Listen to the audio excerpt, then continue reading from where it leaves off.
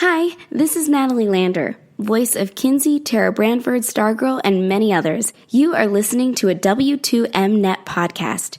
You can visit W2Mnet.com for other podcasts about entertainment, video games, sports, and wrestling.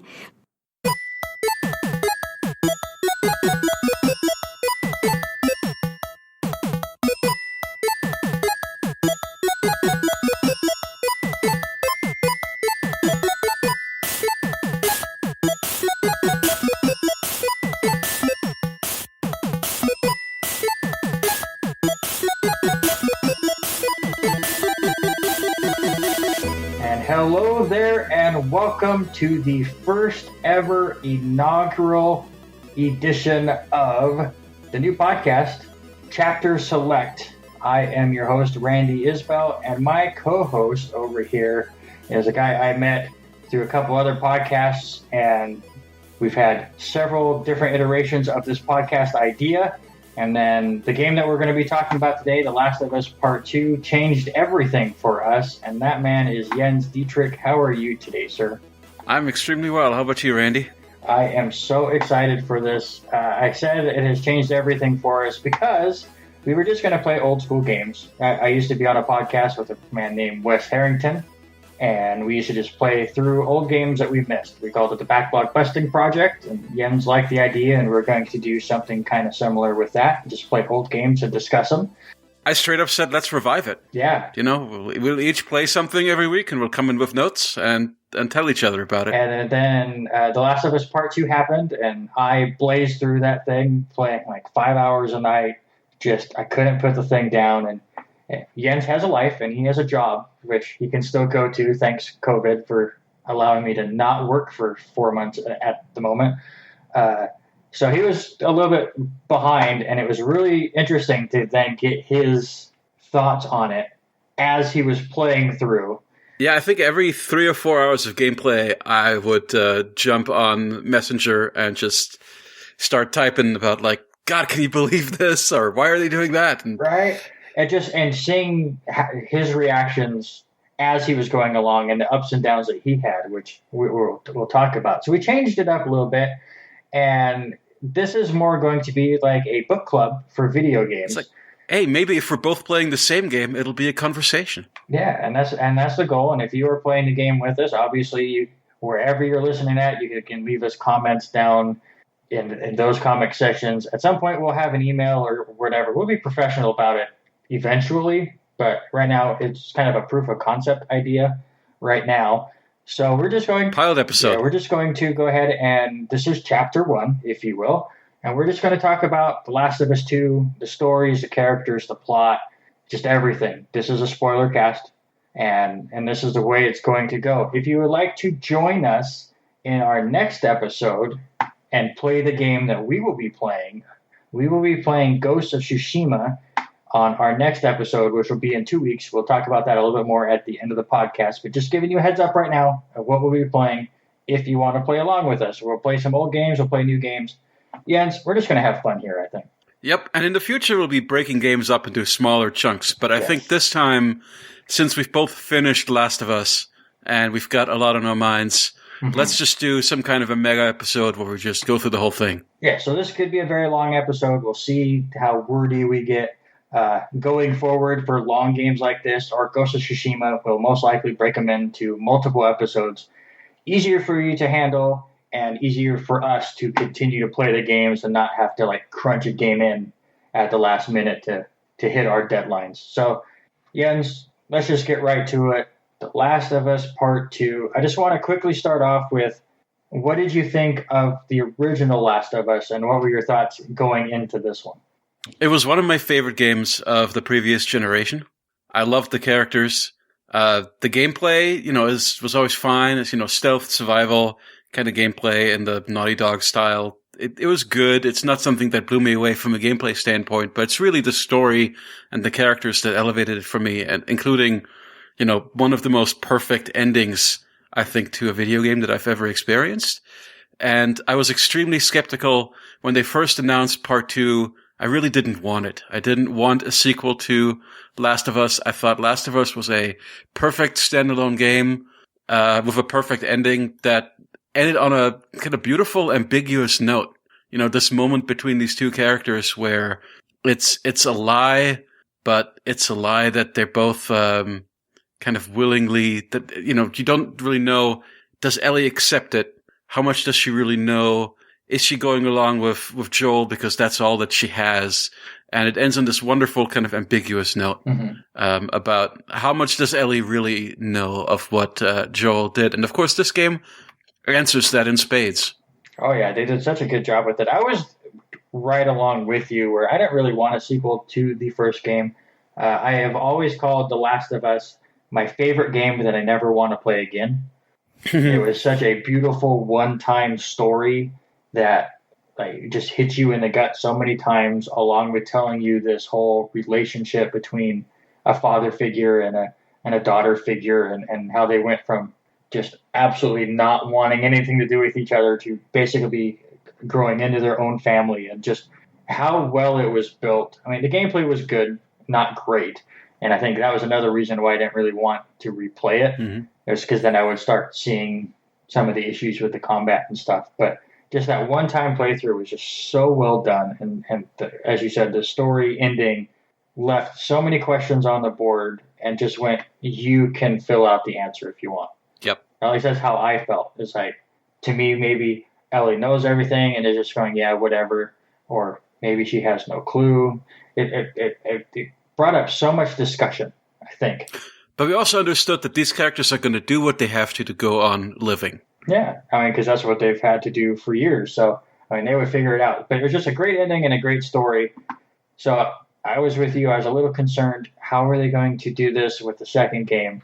And let's just get right into it, as, again, that prologue kind of does a great job of doing a quick backstory of how the first game ended, as they show you some of those last scenes in better resolution, and it looks fantastic. And then that just kind of quietly goes into Joel and Tommy. Tommy is Joel's brother, as they have a quick horse ride back into town. You see the city of Jackson, and it's like just nice, quiet, easy-going open, just to go, okay, just a quick reminder. And I think it does a wonderful job of showing just how relaxed all of their lives have gotten in the last 4 years.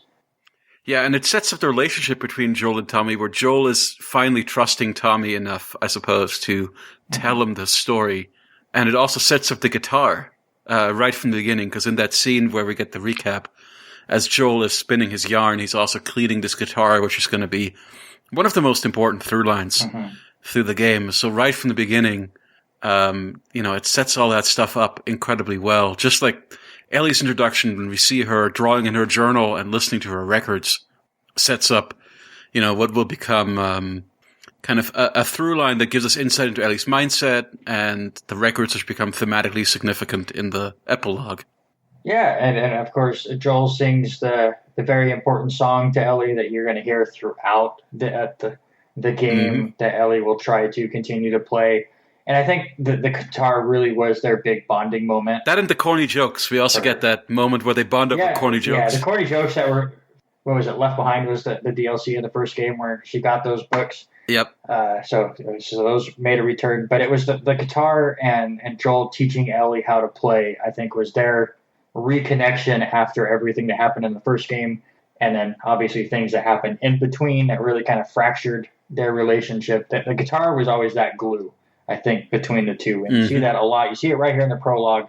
And it happens so much in this game, but it's so beautiful that they don't straight out tell you, this guitar is so important to me. But you can just tell in their relationship how important that part of their lives are. And they do it really good in that prologue. And then that leads into Jackson. And I know when we did our little mini review on video games to the max, Mark had said that he wished Jackson, we got to see more of Jackson more expanded than we did. Yeah. And I kind of agree with him, because Jackson really looked like a really cool town. And just how it went from these little small quarantine zones that you see in the first game to this pretty wide open town of Jackson, obviously with walls and stuff to stop all of the undead and hunters and all of that. But it was still pretty wide open and in nature. It didn't feel like you were in prison. And you could just kind of tell, other than the group that was going out and exploring and making sure everything was safe, most of the villagers, it was just a normal life for them anymore. Yeah, it seems like they've been living in relative safety for a while. Mm-hmm. I don't necessarily agree that I needed more Jackson in the beginning. I like being kind of thrown into it a little bit and having these very rapid character introductions, because we're introduced to Jesse right away, we're introduced to Dina, and these are characters that Ellie has now known for quite a while. So it's not like we're getting to know them for the first time, but we're just getting hints that there are these long-term established relationships there. We learned that Jesse and Dina used to date, that there was a dance where Dina kissed Ellie, which raised the hackles of some barkeeper who was kind of intolerant against that sort of thing. So there's all this stuff that is referred to that we don't see at this point, that later in the game we'll see flashbacks that expand on these scenes, and we'll see we'll see additional aspects to them. So it's just slowly filling in the story. And I think throwing you into it and just kind of introducing that stuff quickly in the beginning then allows it to be fleshed out over the course of the rest of the game.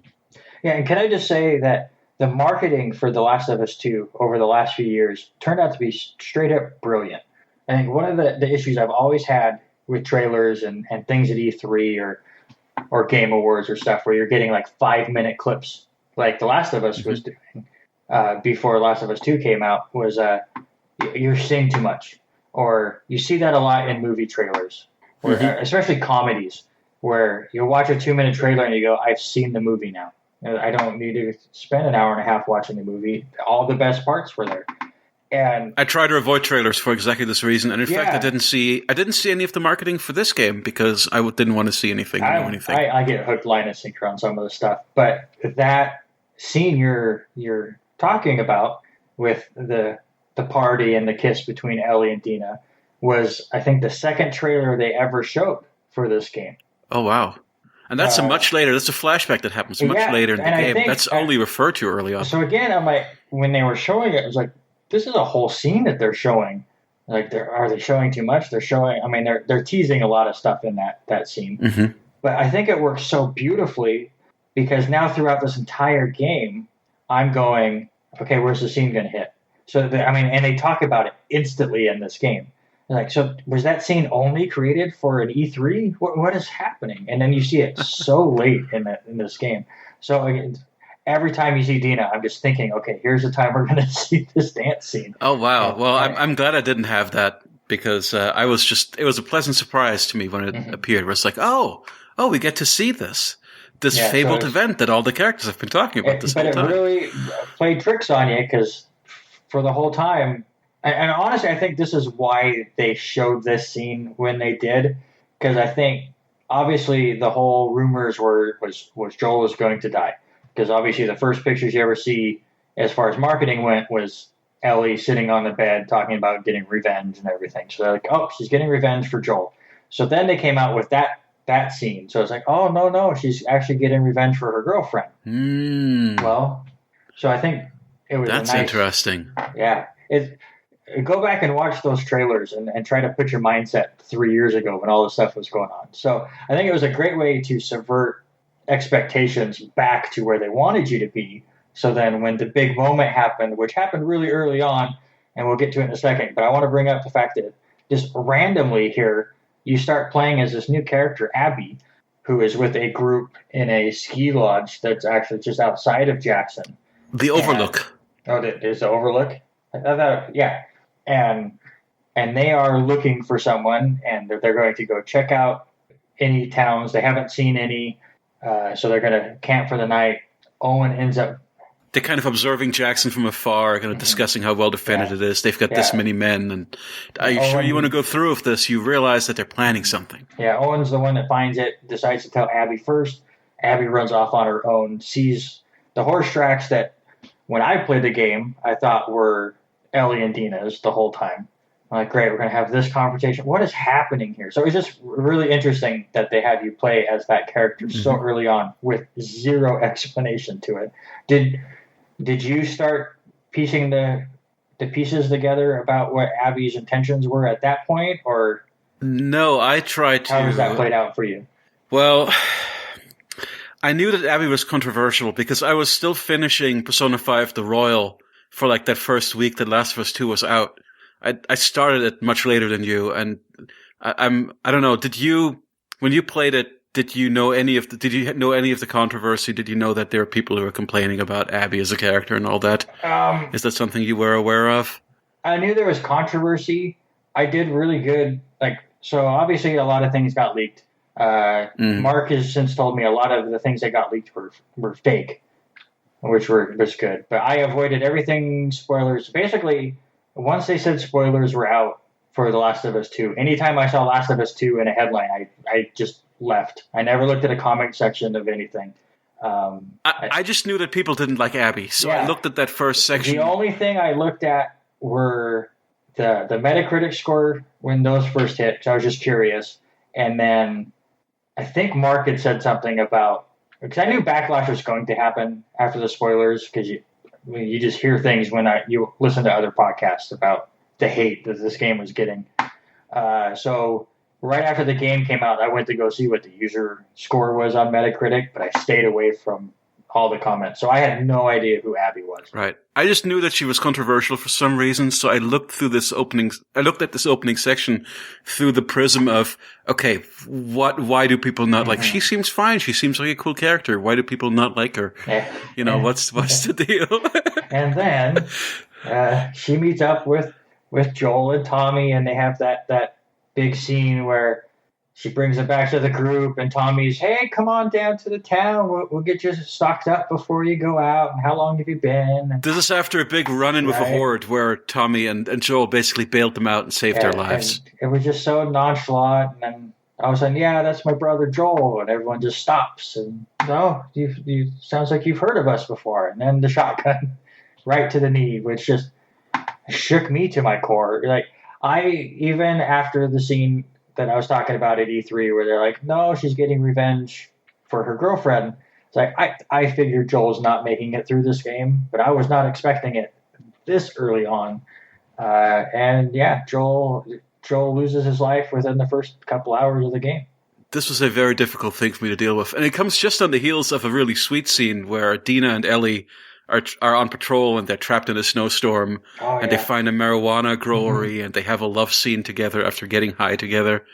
And Ellie kind of reveals that she's immune, but Dina doesn't believe her. And like all this character building. My story was true. By the way, I mean, this game does such a great job of making you love those characters. Like not just from the beginning making you remember why you love Joel and Ellie, but also Dina's so great. Jesse seems really cool. Like, you really get invested quick. And then, having Jesse burst in and say, we haven't heard from Joel, and having Ellie go after him, and coming in, finding the overlook and coming across this scene of Joel being tortured and then having to watch while he gets his head bashed in with a golf club. It's just such a, like, oh my God, shit got real so fast. It was such a beautiful job with that scene where that final blow hits Joel and then you get that high-pitched sound so you don't really hear what's going on, which I'm sure is exactly what would happen, where you get so focused in and everything else around you just becomes numb. And it's so powerful. I also figured because Ellie was being beaten too, so she... I don't know if her hearing was being affected or what's going on. It's so powerful. And I don't know about you, but after beating a game and going back and looking at some of the comments and stuff, and people going, oh, Joel was done dirty, and you took a main character from the last game and you gave him an ungrateful death with a golf club. I thought it was really good.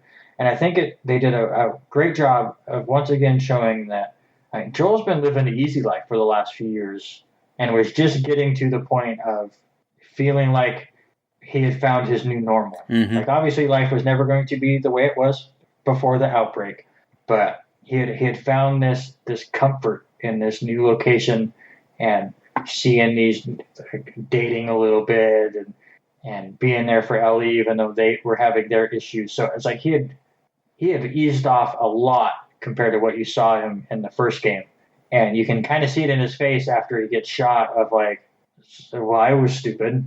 I just made I let my guard down, and this is what happened to me. I thought they did a really good job with his death. Oh, it's a great scene. I mean, but I mean, he was done dirty, but that's the whole point. Yeah. Is that he's being done dirty. Like, they don't give him a chance. This begins kind of the frustrating thing in this game where you have two characters which inherently are reasonable characters that you want to root for, Abby and Ellie, who find themselves on opposite ends of this revenge coin, who, if they just, if someone could just let bygones be bygones and have a reasonable conversation about this, or if they could just, I guess Abby felt that there was nothing to talk to Joel about, that she was gonna kill him no matter what. But they do a good job of making you hate Abby. Maybe too good a job if the internet is where you think like, hey, like you couldn't at least talk to Joel about this for 2 minutes of what happened. I love the fact that when you got to the scene and you messaged me, you're like, I cannot wait to get revenge on this girl. Yes. Like, I wonder how he's going to feel in 10 hours. See how this goes. But I agree. I think, and that's what I love about this game is there's so many times where a character will do something. You're like, would you just take a breath? Hold on just a second. Yeah, seriously. Everybody's so trigger happy all the time. But I love the part where Joel goes, just get your speech over with. And then she doesn't even give it to him. Right. He's not going to justify himself. But we we know at this point we can put two and two together. Anybody who can put two and two together knows at this point that this is revenge for what Joel did at the end of the previous game. I mean, why else have that recap? Why else tie these things together? What else could it even be? And sure, Joel crossed a lot of people, but the way they set it up, you figure, okay, Abby is related or a friend of somebody that Joel killed at that Firefly hospital. And I'm so glad they went that route with it. Other than, I don't know if you've had a chance to listen to spoiler cast they did on Kind of Funny, where they had Troy Baker, Ashley Johnson, and run into. It wasn't as big of a moment like the doctor that could have saved. It was an unrelated event that she was taking getting revenge for. So I like that they were able to. That was a great connection to the end of the first game. Well, it makes it feel a little bit more justified. As much as a visceral reaction as somebody who played as Joel for the 12 hours of the original game or whatever, and who's super invested in Joel as a character. As much as it makes you furious, you can kind of understand, okay, yeah, Joel is getting what's coming to him for what he did. These are the consequences. He's reaping what he sowed. So then the revenge starts. Well, excuse me. We get a few scenes of Ellie remorsing and stuff, and those are really powerful.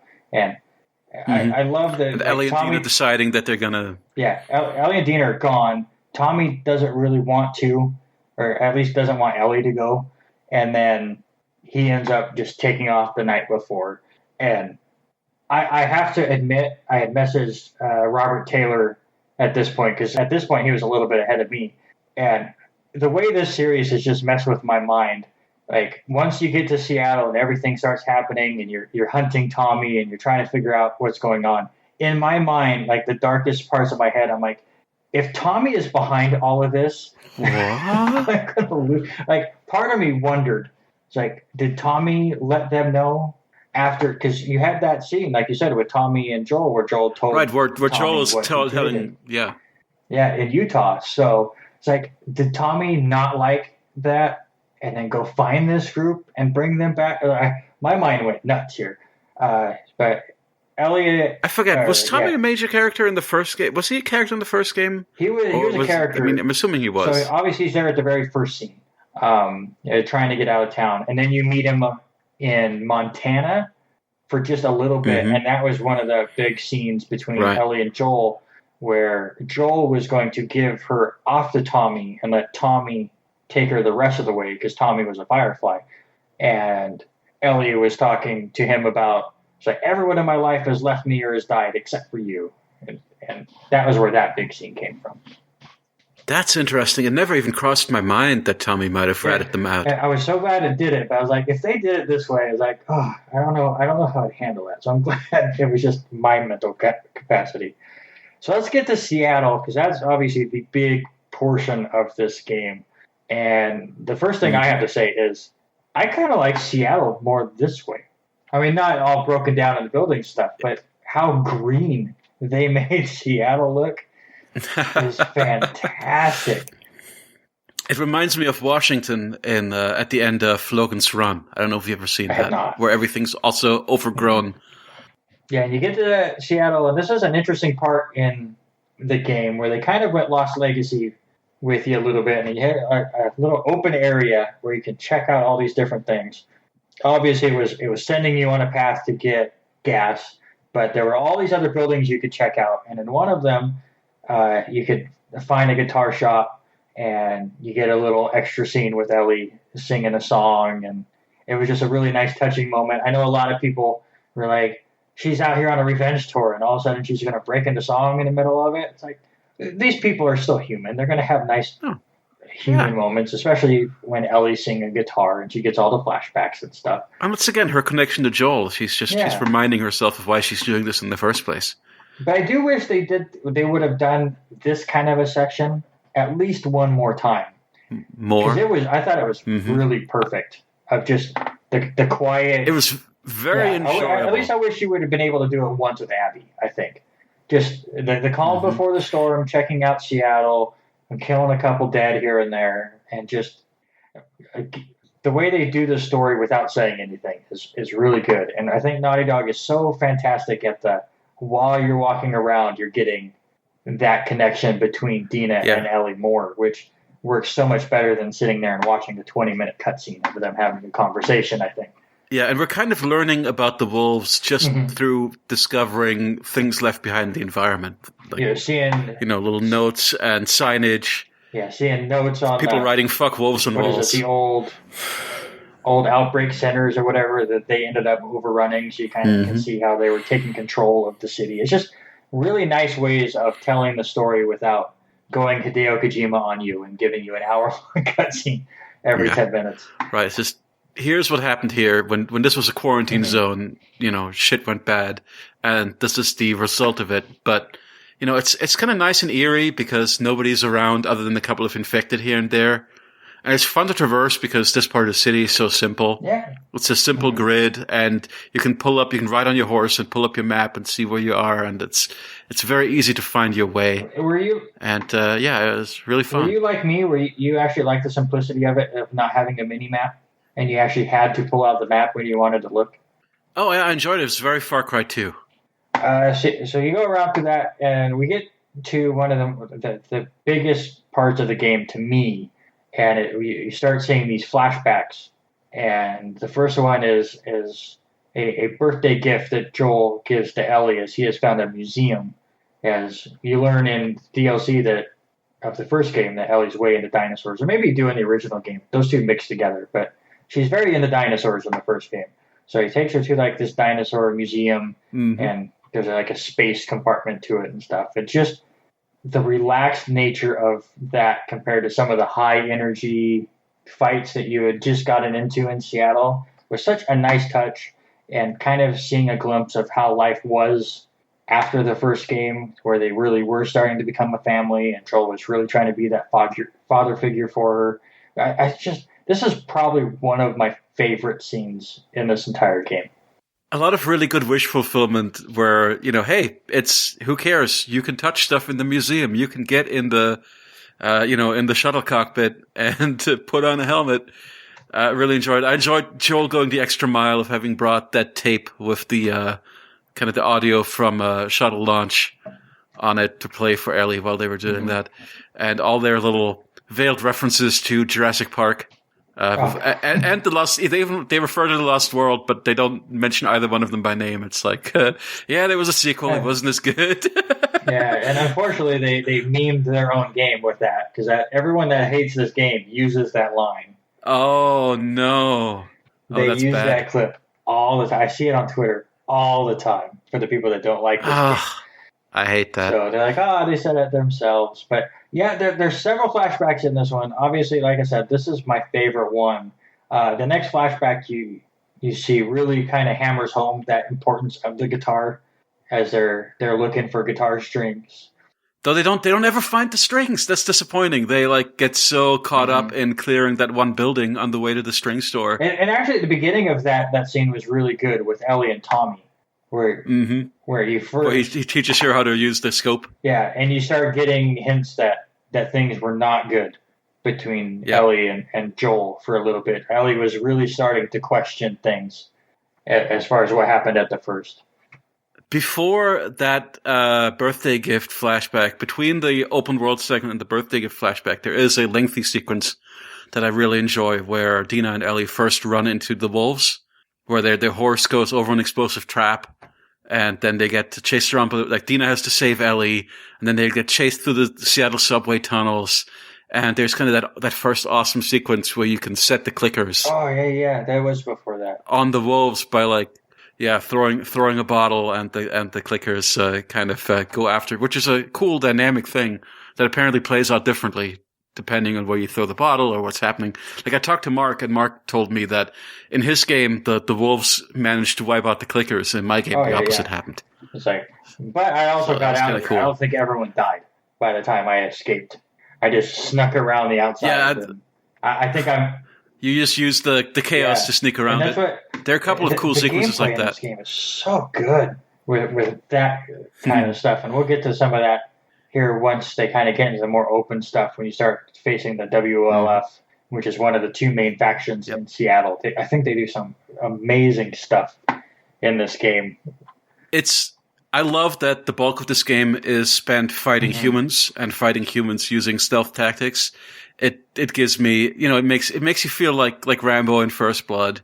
It is that kind of thing where you're greatly outnumbered, but you've got the drop on them, so you can do all sorts of clever things and feel like a badass.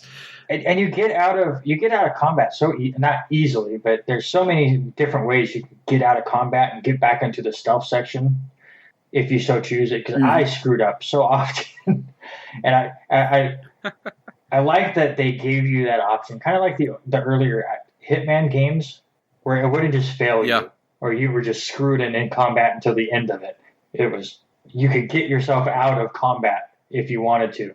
All sorts of ways. Yeah, it's very dynamic that way, where, you can either now just enter open combat and take them all out that way, or you can hide away long enough to where they kind of reset, or you can just try and get away and go to the next area. There's all sorts of things you can do when things go wrong, which I appreciate. I mean, we never to be fair, the previous game also had that. They didn't have insta-fail stealth, though maybe it felt a little bit more like that because definitely late in Last of Us Part 1, when you failed the stealth section, the consequences were so dire that you might as well restart. And you almost kind of did anyways, because if memory serves me right, I felt like every time I got caught in the first one, it was, okay, now it's just full-on fight scene from here on out. I wasn't able to escape as easily, I guess because Joel just doesn't have the maneuverability, that's a word I can say, that Ellie does, and it really shows here in the sequel with being able, a jump button, for goodness sake, plays such a big role in this one. And I also like in this game, obviously in the first game you had the difference between the undead and the living as far as how those fights would go through. And then here in the second one, you had those differences, but then you had the two differences between the WLF, which was kind of a militia group, and the Seraphims, who were called Scars for 80% of the game. Yep. You only know the slur until you learn the real name. Which are more what am I thinking of? Earthy, more natural in their attacks. They're a lot more. They're not crossbows, but they're bow and arrows and knives and big giant hammers. And those guys. They're a primitivist cult that has rejected technology. So and the way those two fights were so different was so refreshing. So because you would run into one group for a little bit, and then you'd run into the next group, and then you'd run into some undead. So there are dozens of conflict situations in this game, and they do such a good job of flipping between those three, where it never feels like you're just doing the same fight over and over. By the time that they introduced the Seraphim, they had already introduced the wolves that have WLF soldiers that come with dogs that drastically change the stealth combat. So it was actually it felt like a pleasant return to the early stealth combat, where suddenly all of my techniques that became nullified by the presence of those dogs would work again when dealing with the Seraphim. It's like, what a nice break. Yeah, it worked out really well with, as you said, that nice break, and you go back into the stealth, which I think that's exactly what they wanted you to, because the Seraphims used a whistling system. And so they're just whistling constantly, and you're sitting here trying to sneak around and not get caught, and all of a sudden somebody would do an alert whistle, and you're like, what is going on? And then nobody would respond. And you're like, okay, no, I'm good. We're good. Okay, cool. I was more on edge during that section than I think. I mean, the dogs just drove me nuts because I knew I was on high alert for them, and they really changed the way I was doing combat. But every Seraphim fight, I was like on the edge of my seat, just going, okay, what does that whistle mean? Were we good? It was just a check one? Okay, we're good. I can still keep moving. Oh, they caught? No, they didn't catch me. I'm good. It just the whole time. They just found the body. Yep. But yeah, I much preferred fighting the Seraphim, honestly. Those were some of my favorite encounters. Though it was that first encounter with the wolves really made me go, fuck those wolves. I mean, seriously, when Ellie gets captured and the guy's trying to question her and the other guy comes in, it's just like, new orders. We're just going to kill anybody. We don't care. It's like, okay, this is who these people are. Well, I'm not going to feel bad about murdering all of them. So it was very satisfying to wipe out any and all wolves that I came across after that. Really sets them up as kind of bastards. Absolutely. And right around that same spot, maybe a little bit later in the game, the first time that you meet the dogs, I think, was the first time I just looked at this game like, it's like, what are you putting me through? It's like, it was the longest fight sequence I can ever remember. It was like, you take out these 10 people and like 2 dogs, and you go down this walkway, and all of a sudden here's 8 more people with another dog. I'm like, what? Like, you do this 3 or 4 times just to finally run into the returning Jesse. And like, okay, and I'm going to catch my breath. Nope, more people have now showed up. So now we got to get in our truck and go. It was like the longest sequence I've ever felt in one of these games. Where I'm just going, I have no more resources, guys. I want a breather. Same here. I loved it. It was so good. Because I wasn't good yet, I eventually got good at handling those dogs. Like, I got really good at just like, okay, I'm just going to take my silenced pistol, take one of those dogs out, hide in the grass until, they've I can stealth kill the people around where the dog used to be, or the arrow if I'm a little bit closer.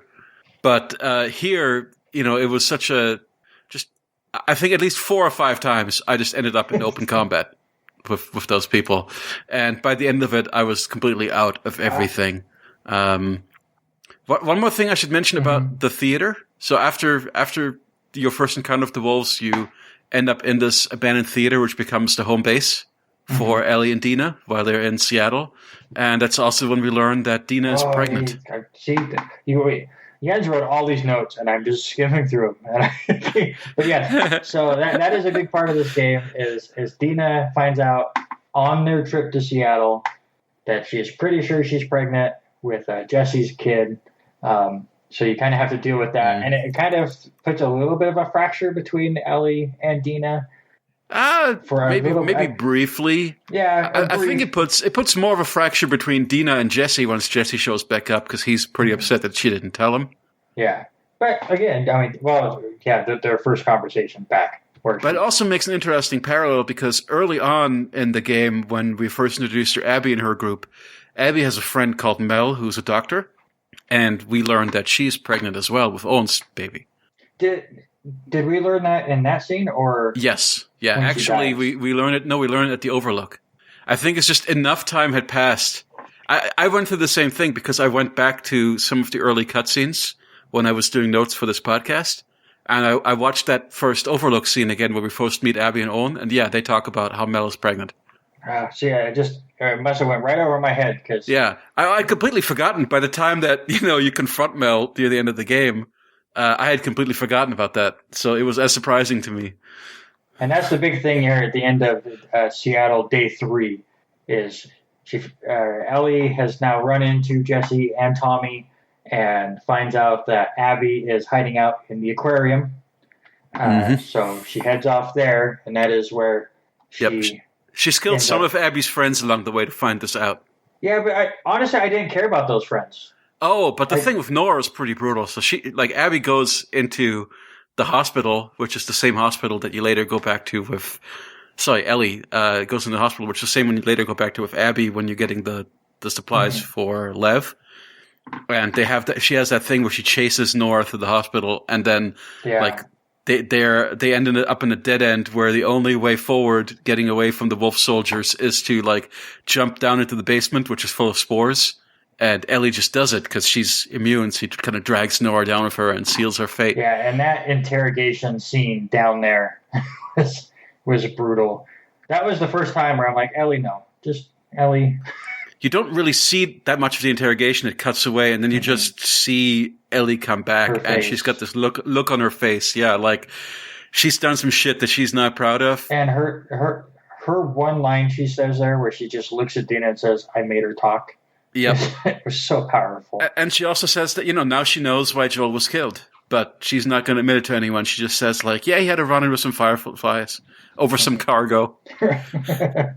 Yeah, and actually there's a point in that scene that plays so much better later, and I didn't realize it till I was watching other people play. But when you knock Nora down into the hospital with the spores and stuff, and the other soldiers get their gas masks on and come down, one of them says, "Why are the lights on?" And it's just something you don't even think about. But like you said, you come back as Abby, and she's the one that gets the power on. Oh, you are right. And so that's interesting. You do that scene just a little bit before the Ellie Nora thing.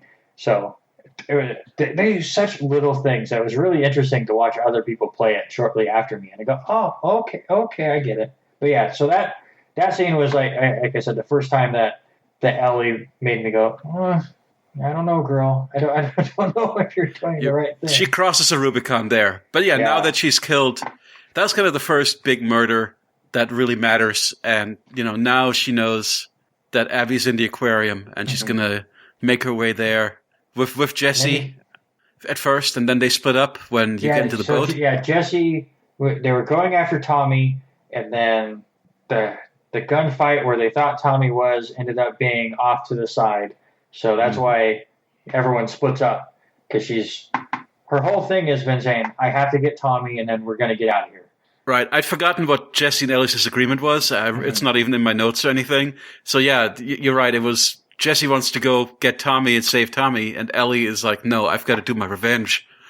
And Jesse's like, well, you're on your own. So she says she says she wants to go get Tommy because, again, I think the pregnancy kind of messes up her plan, and she wants to get it puts a Dina timer back. on everything. But still, when she gets that close, she's like, no, I can't. Like, my destination's right there. And they have that really powerful scene with Owen and Mel and Ellie where it's kind of a flashback to a scene in the original game where it's during the winter time of the original where Ellie has been taken by the what's the word? The man-eater people.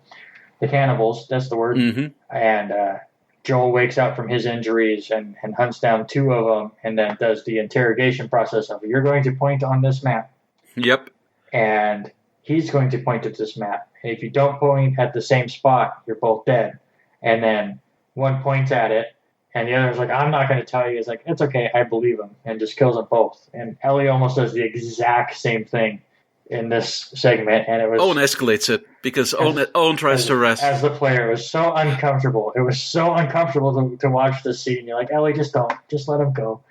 And then you find out. Well, you had said we'd found out Mel was pregnant before. That was the moment I found out Mel was pregnant, and Ellie as well. And that was kind of the moment for Ellie of, I've gone too far. Yep. Ooh, I want to go home. So you think that she thinks she's gone too far. I do. There are so many points. Like when she comes back from killing Nora, it kind of feels like she's gone too far. And then after she ends up killing Owen and Mel and realizes that Mel was pregnant, then you really feel she's gone too far. But she's not going to go back. She's not going to stop. Do you not think that if what happened, that Ellie wouldn't have left at that point?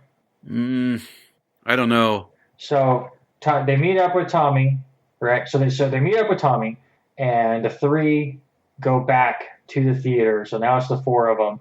It's Jesse, Ellie, Dina and Tommy, and they're getting ready to go.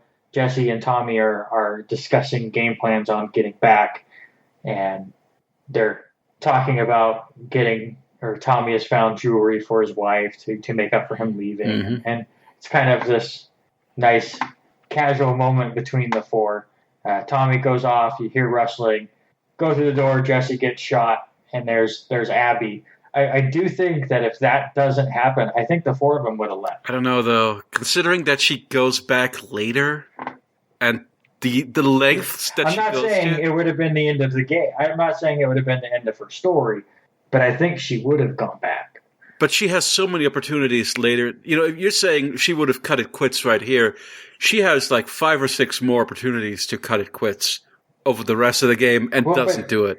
But you have to remember, obviously we have another 10-hour segment before, but when we come back to this theater scene and you have the confrontation between Abby and Ellie, after that confrontation, when Abby wins the fight, nearly kills Dina, and says, I never want to see you again, they go home. Well, yeah. I mean, even after that, they still left. So I think those four would have left. Would they have gone back? Probably. Yeah. Well, I mean, they would have gotten Dina back. And then maybe Abby would have gone back out. Who knows? Sorry, Ellie. They do this so many times in this game where, and it happens with Abby, and we'll get to her here in a second, where it's like, I'm good, I'm happy, and then all of a sudden you just hear somebody bring up a rumor of the person that you're trying to forget, and it triggers something in them. So I'm not saying she would have been at peace, but I think they would have left. So this is the one place where I feel a little bit conflicted about Ellie and Abby. Right? On the one hand, you know, Abby is the one that you hate through the whole first chunk of the game. You want to get her. You know, she has the inciting incident, the initial act of revenge that kicks this whole thing off is all on Abby. But once this is going, Abby spares Ellie multiple times. She's got multiple opportunities where she could kill Ellie and doesn't. She spares her at the Overlook. She spares her here after they have their little frustrating stealth brawl where you play Abby and you have to kind of keep sneaking around Ellie to punch her a few times and then sneak around her some more. And Ellie insta-kills you if you don't, which, right. Man, I've seen Abby die so many times in this game. Both to Ellie there and to the Rat King. Like, whereas my personal sense of revenge was almost sated just by how often I saw Abby die. There's so many videos on the internet of people just making Abby death compilations. Yeah, but Abby tries to de-escalate things much more than Ellie does once this kind of vicious cycle begins. And I've seen arguments either way where they say, like, well, Ellie loses a lot more than Abby does. No. Well, I mean, they both lose their fathers or their father figures. Mm-hmm. They both lose a bunch of their friends. Abby gets kind of a replacement adoptive child at the end, whereas Ellie has nothing. That.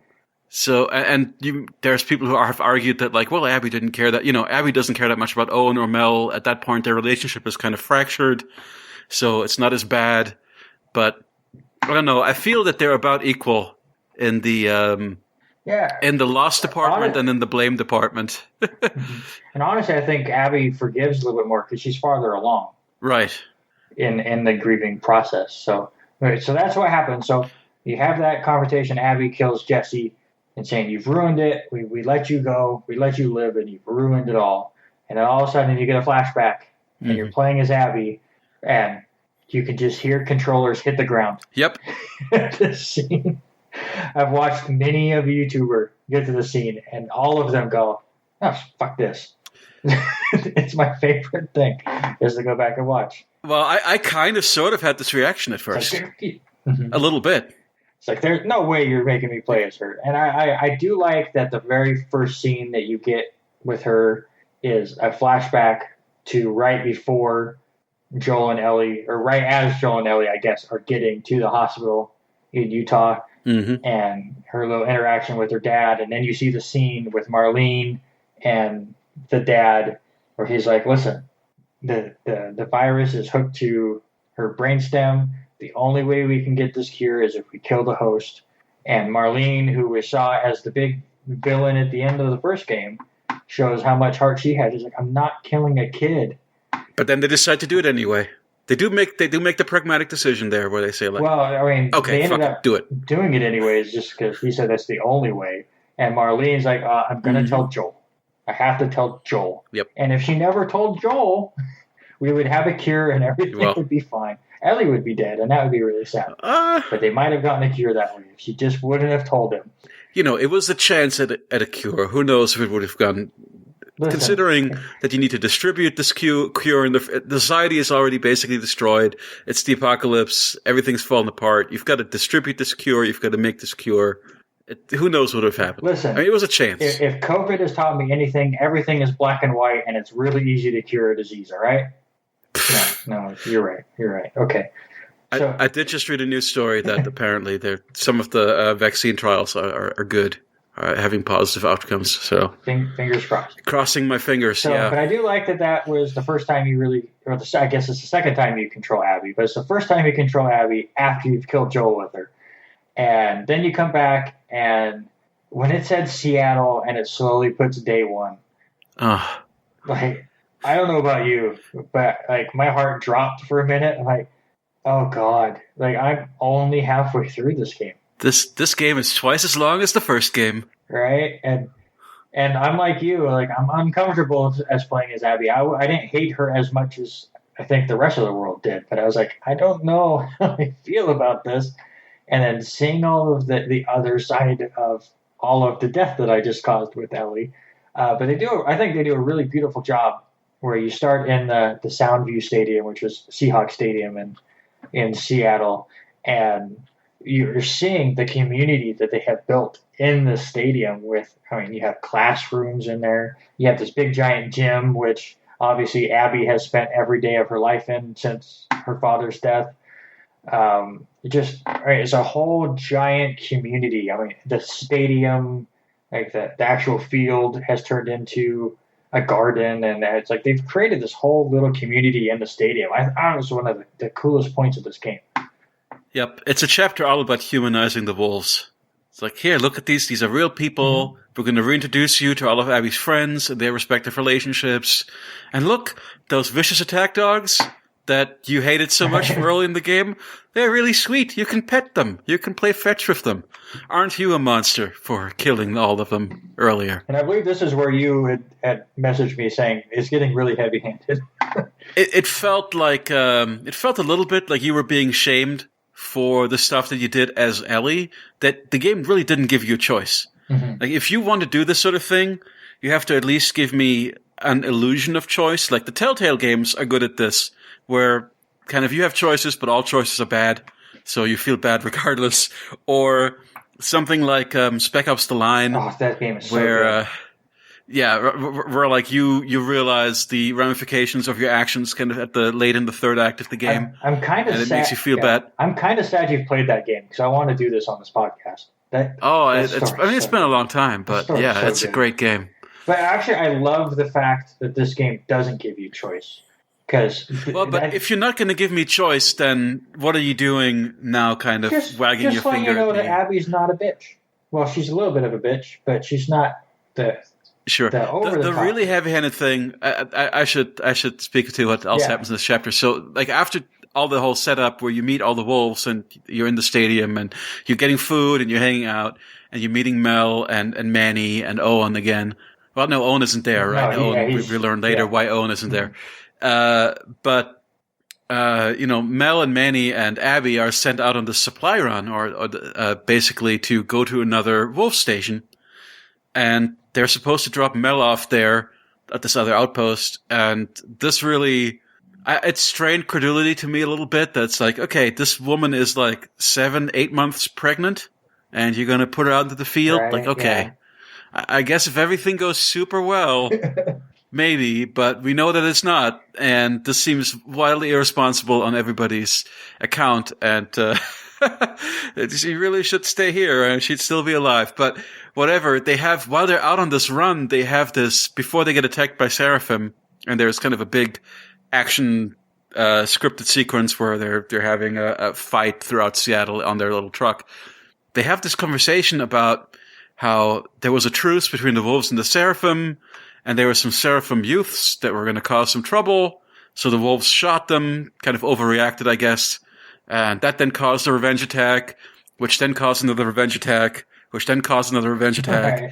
and so on and so forth. And it's an endless, like, if you did not understand by this point in the game that revenge is this pointless, self-perpetuating cycle, the game just spells it out for you in as big a letter, as big as it possibly can. It felt like a sledgehammer to me. Like everything in chapter 6, in this chapter, the stadium, was just, man, isn't it terrible, all the things that Ellie did? Also, isn't revenge bad? Revenge is so bad, you guys. Yeah, but we just can't help ourselves.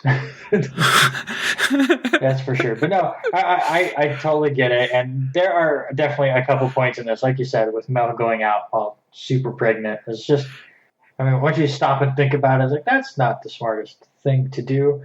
I do like that they let you see that other side. Because I think not to like just heavy-handed to you, like, these people are humans and look what you killed, but most video games go so black and white, good and bad. And like we had talked about at the beginning of all of this, like when you see Abby kill Joel, all of us, we hate that girl. I can't wait to get revenge on that girl. And then as you play as her, a lot of people are still going to just want revenge, and you can pick a side or like both. But to me, it was really interesting to see that side of her coming back into this world after killing Joel and partially having closure, but partially having to deal with, like, Mel thinks she's a complete monster now with the way she handled it. Some of her friends feel really off-putting with her. She has spent the last 3 years building up to that moment, and everyone just sees her as a killer now, because of everything she had done for the WLF beforehand, it becoming that top soldier for them. So then she felt like she was ready to go get Joel. And I think as you play as Abby, you realize that she starts realizing that she had lost herself in all of this. And some of the characters that she meets has allowed her to kind of get back to her normal self. But one of those characters that don't help with that is Isaac, who is the leader of the WLF, and you love that guy. Oh yeah, well, it's just a great performance. That's Jeffrey Wright showing up for this small but important role. But he has the gravitas. He has authority. He's threatening. You can tell that he means business. And when he and Abby have that conversation about Owen, so I should mention that, like, over the course of this whole sequence, where, they're out and about fighting seraphims and traveling between these two wolf bases, traveling from the stadium to the forward base where Isaac is, they hear rumors about how Owen hasn't come back from patrol, that he's killed a fellow wolf supposedly to save a seraphim, which is, of course, unheard of and outrageous to them. And Abby wants to go save him. So she has to make her case to Isaac, and when Isaac tells her no, that is and explains his plan that, like, I need you because we're going to do a big final push to wipe out the seraphims once and for all. We're going to go to their island and we're going to kill them all. It's a powerful scene. Mm-hmm. And it makes it when Abby starts, because at first Abby decides, well, I'm just going to spend like a day going after Owen. Isaac's not even going to miss me.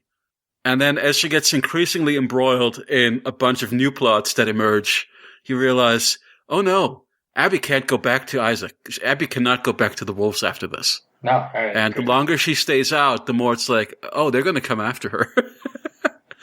Yeah. Like, this is going to go very, very badly for Abby. Yeah, so I think that's that was one of the storylines that I think missed the mark a little bit to me.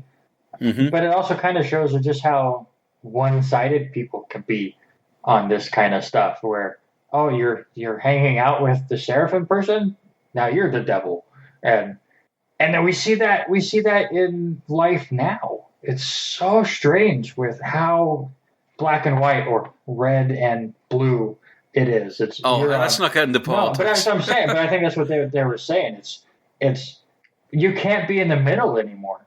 there's good and reasonable people on both sides in this game, and it's frustrating when there are opportunities where you think, okay, like if they just weren't as trigger happy or as single-minded, there could be some sort of understanding here, but it really does not come for a very long time. Like there are like 3 or 4 points where this game could have ended if the characters were more reasonable. And again, on both sides. Yes. And you learn that again. So that obviously you said Abby goes to, So Abby goes to find Owen.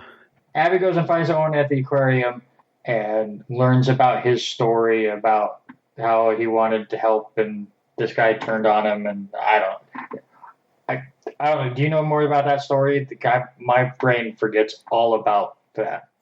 When she finally finds him at his boat, so Owen has a sailboat at this aquarium. There's a flashback where Owen shows Abby around this sweet aquarium that he found that's abandoned, and he proclaims to be the new owner of it.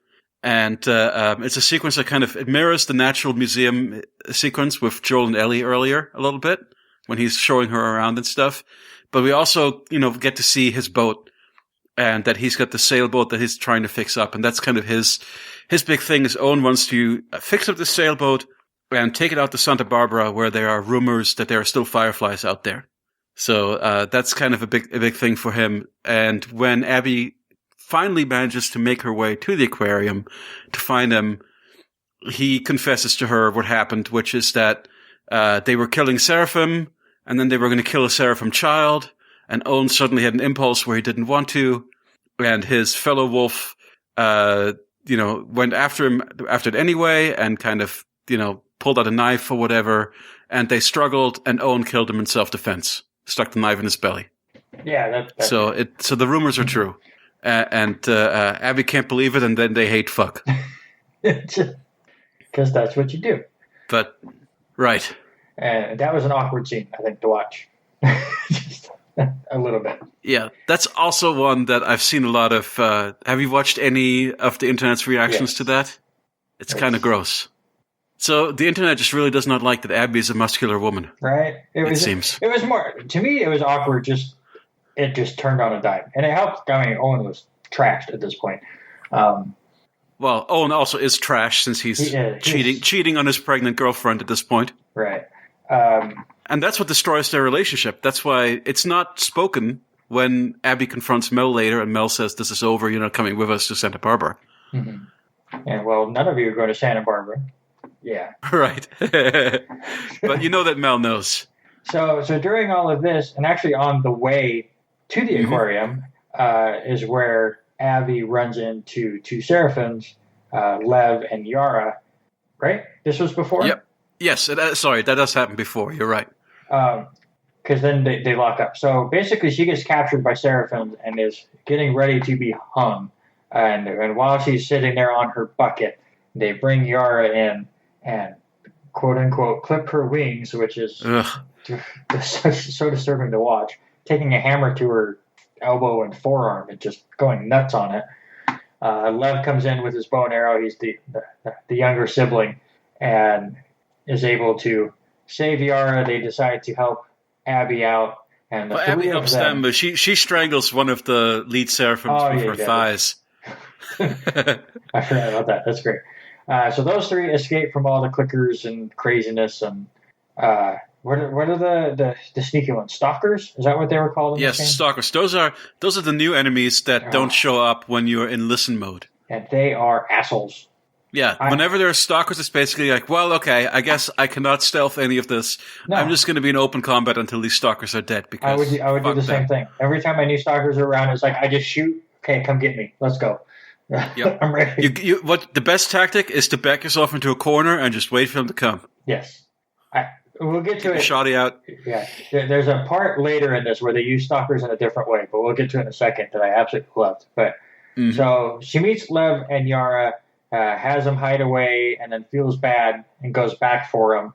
So they after her hate sex with Owen, when she's on her way back. I'm just skipping that as much as I can. She's on her way back, and she comes across them. She checks in on them. They're still in the same place where she left them in some trailer. Mm-hmm. And she notices that she braced Yara's arm but it's not really done anything. The arm's gotten much worse. So at this point, she decides she's going to take them back to the aquarium. Yeah, and getting Mel to do surgery on Yara's arm, which obviously will require some stuff that they don't have in an aquarium, surprisingly. So off to the hospital go Lev and Abby, and one of the more just character creating moments I think happens in all of this, as this is where to me Abby really becomes humanized with her fear of heights.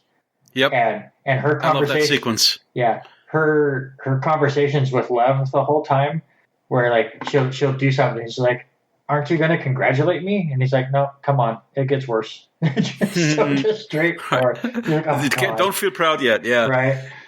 I love that sequence. We learn that Lev is an apostate, but we don't yet learn why. Mm-hmm. But they have a lot of really great bonding. But this is also the first time that I really started caring about Abby's quest again. Because so much of because you flash back to Seattle Day One, because it's all stuff that's leading up to characters' fates that you already know. Like I already know that Ellie murders all these people, so why should I care about Owen wanting to go to Santa Barbara with Mel and all this stuff? Like so much of the Abby stuff just feels like just this futile, like just doomed to fail nothing. Mm-hmm. So when she meets up with Lev and Yara, it's like, okay, finally she's doing something that I don't know the outcome of. And also these new characters are really interesting, and they show Abby in a new light where you can tell that Abby would not normally, like you think, why is a wolf, saving these seraphim children, these seraphim apostates that have been kind of kicked out of their own society, and it becomes increasingly obvious that it is a form of penance for Abby. That in order to feel like a good person again, like she can somehow atone for what she did to Joel, that she's got to do this. Right, and that's how it felt to me. I think she even says that once. I think Yara says, "Thank you for everything you've done for us," and she goes, "I didn't do it for you. I did it for me." That's as much as they spell out, yeah. Mm-hmm. The other thing that I think they did beautifully without super spelling out is the reason why Lev has been outcasted by his cult, I guess we can call it, is he has shaved his head because Lev actually was born a female, has decided he doesn't want to be a female, wants to be a male, shaved his head so he could be part of that and not seen as a female. Obviously in that cult, in that religion, not seen very well, and then has to run off. I obviously the internet, I think one of the spoilers was actually that Abby was transgender. Yep, nonsense. She has muscles. She has to have been a guy. But the fact that Lev is, and they don't just bash you over the head with it. It wasn't. There's no point where like Abby and Lev sit down and they discuss his decision to do this. It's just you're in the hotel or one of the giant skyscrapers, and you're trying to get away from the Seraphims, and they call him by his original name, which I'm blanking on what it was. Yeah, I don't remember either. But they called him by obviously his female name, and that was it. Other than a couple times where Yara talks about how he had shaved his head, and his mom. Lev and Abby have a lengthy conversation about this. That he was he wanted to be a soldier, like Yara, which women can be soldiers in the Seraphims, so it could have happened. But so I think he was spurred into shaving his head and coming out when he realized that he wasn't going to be a soldier, that he was going to be a wife, and that really is what kind of set this all off. But I felt a little bad about this because I thought that Lev was a girl because the voice. I was like, okay, Lev sounds female. It's a voice actress. And isn't really referred to by gender through the first couple of hours that we're with them much. And then, once we're a couple of hours in to that arc, suddenly they keep referring to him as him. And I was like, wait, Lev is a boy? I was so confused. And then later when, it took me a long time to catch on to what was actually happening. I'll fully admit there. Because it was done very subtly. Right. Yeah, I was actually the exact opposite, where it took me too long, but I was just going, well, why are they mad at him for shaving his head? I don't understand why a boy shaving his head is such a big deal. Gotcha. And then he started hearing the female names like, okay. Okay, Naughty Dog, I get you, I got you. That's great. And I love how they did it that way, where it was like not to just bashed over your head right at the beginning. They did it so subtly. And there you go. We both thought that character was a different gender anyways. So that's just the small things that they do. So then this is where they get to the part where I actually enjoyed the stalkers, because you get to a hotel that has definitely not been looked at since the outbreak. Nobody's Crawling even with been near it. It is super overrun with spores, and the stalkers are so old and beat up that they are now stuck to the wall. I love that, where if you walked by it, they would come out and get you. And it got me every time, like 3 or 4 times. I was the opposite. After the first time, I was the opposite. I was shooting random walls. It was like, that looks like a face, and shoot it with a bow and arrow and nothing. And I was like, oh, I broke my arrow. Gosh, oh, okay, well, maybe this is it. I spent so much time in that hotel shooting walls, waiting for them to come out. So I love that little twist to that character that is, again, changing the gameplay up a little bit. And then they change the gameplay up ridiculous once you get to the hospital. Oh, yeah. Well, I just want to say one quick thing about that hotel level. It has one of my favorite Abby moments in it, which is they come to a spore-infected section, and Lev does not have a mask. Oh, so Abby has to go off on her own to get Lev a mask, and she keeps finding a couple of them.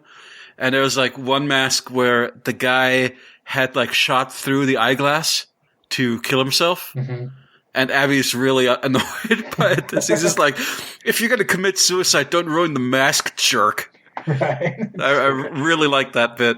Again, this whole segment with Lev and Abby, I think made me really became a fan of Abby.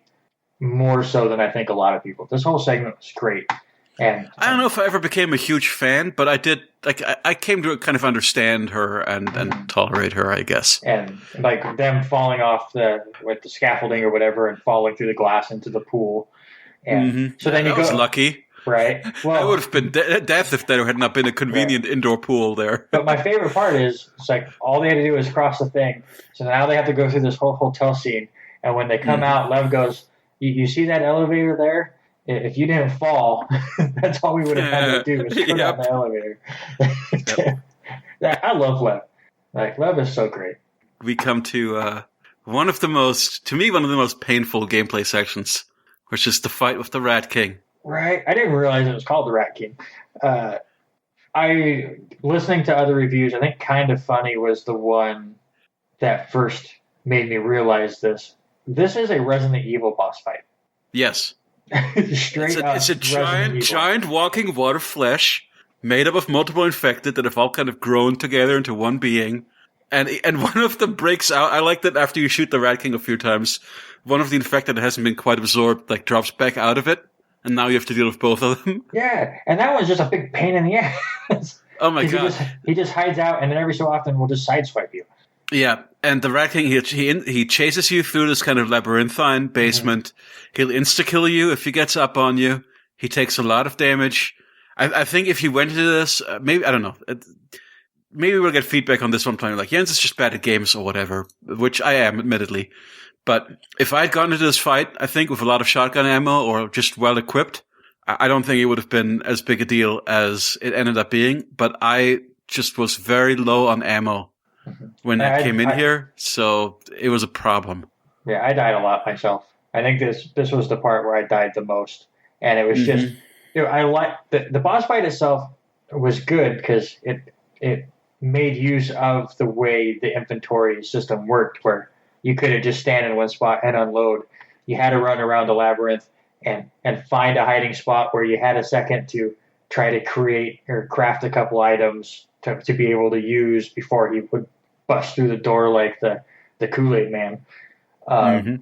But yeah, I thought that fight was so anti-Last of Us. It just felt so out of place for the game, but it was still enjoyable. It kicked my butt. It felt so awkward to play it in this kind of a game. But I did like the departure, so it was something completely different. Well, it's a good thing that Abby killed the Rat King in the hospital basement, because otherwise it would have been a real problem. Yeah. In Ellie's section. Could you imagine if she goes down there with Nora and all of a sudden she's trying to get information from Nora and the Rat King comes around the corner? Terrible. I do love that. That does remind me. I do love Ellie throughout the game going, Abby, you better not be dead. Right. Like, well, I want to kill you myself. Which does foreshadow what she does at the end when she really doesn't need to. Well, we'll get to it. We'll get there. We're almost there. She very much has the, if I'm not like beating Abby in personal hand-to-hand fighting, I'm not going to do it. Like it doesn't count or whatever. I'm not going to have closure if she dies any other way. Or just jumping back to Ellie, I also loved the fact that she ended up hating Seattle more than anything. After a while, it's like, this damn rain. I don't know how I laughed every time she made fun of Seattle, just because I enjoy Seattle as a city, so yeah. I don't know if I can agree that I prefer the overgrown, zombie-infested version of it, because it's a beautiful city. It is. I mean, I will take Seattle over Portland any day. I live in the Northwest, so I've gone to both a few times. Portland, I mean, I guess it depends on where you go in Portland, but everywhere I wanted to go was downtown, and that's like big homeless sections and stuff, and it was just awkward to walk through. I felt really bad. And I have the same problem with San Francisco, which is another city I love visiting, but the homeless problem is such that you just feel terrible. I know, obviously, Seattle has a huge homeless problem, but anytime I ever would go to Seattle, it was usually for baseball games and stuff, and then you're not really around that main part often. There are some fun references to the Seattle landscape where some characters just have more reference to the old world than others. Where, Abby's like, what is it? Lev says, let's meet near the big tower. You mean the Space Needle? The what? Right. I love that the Space Needle is now just on its own island. Yes. I mean, that makes sense, right? There's like a marina there where you can take boat tours at the Space Needle, right? Like you can take that little, you can get on a boat. I mean, this is completely off topic, but because Facebook has the most random ads ever, I saw something where you can actually take a hot tub boat in Seattle. So you're on your own personal couple-person boat, and in the middle of the boat is a hot tub. That sounds neat. I want to do it. I'm sure it's expensive as hell, but I want to take one of those. So anyways, after you get the medicine from the Rat King, and you get on a boat and go back and fix up Yara a little bit, then it's off to do one of the more interesting parts where you get over to the Seraphins area because Lev has taken off. He's taken a boat and wants to go to his mom because he just can't deal with it, and he wants. I'm pretty sure he wants her to forgive him, and then for her to come with him. He doesn't want to leave her. Well, Lev is concerned that his mother is going to get punished for the fact that they ran away. That the sins of the children are sometimes visited on the parents in Seraphim society, and Lev wants to save his mother. But Yara knows that that's a fool's errand, and also that the mother is, a fanatic who's never going to leave, and who's much more likely to kill Lev if Lev shows up there. So this whole thing, is another, again, so much of Abby's adventures just feel like kind of wheel spinning where you already know the outcome.